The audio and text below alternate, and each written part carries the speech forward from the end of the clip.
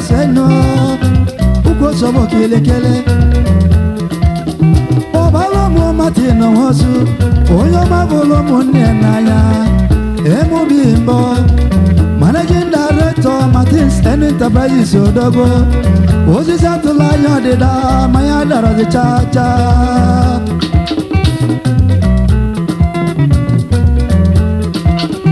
Chibigina Jusu Mosu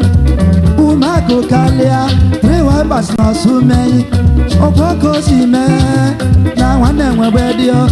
Oliva Likobe na Bogio Igina Jusu Mosu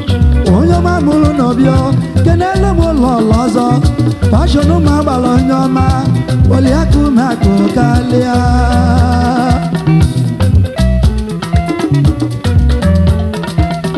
Obalo mudeniso yego Noko siadio Eju na bola bule kikelia Agiri giri bugu ezene noa Ichia na dimboni Deniso yego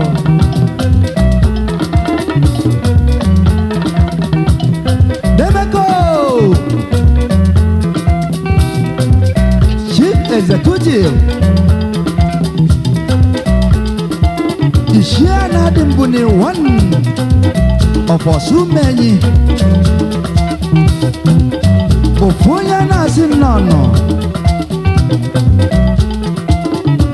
Asino na bayili ni body mano Luko Diego Sokuya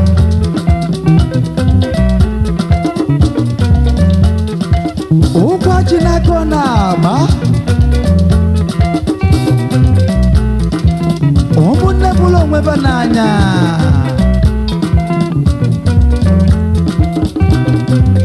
Haize to Diego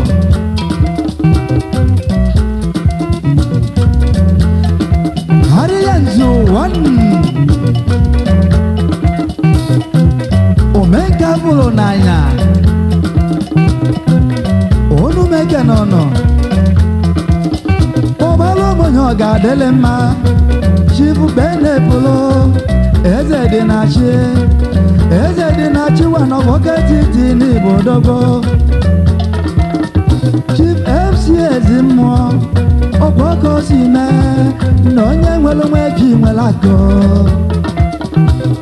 Onye mwelo mweji mwelako Onwe godi mpi mwe rompi Okwebi gaga boya nenole Chief FC ezimo President General Onyoma nilolelo Chief Algo wano boke tito mekania Onyoma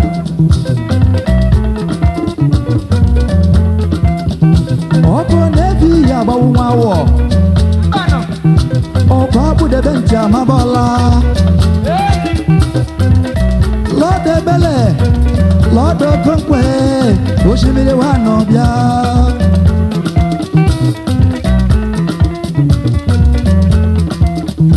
Chief Jisi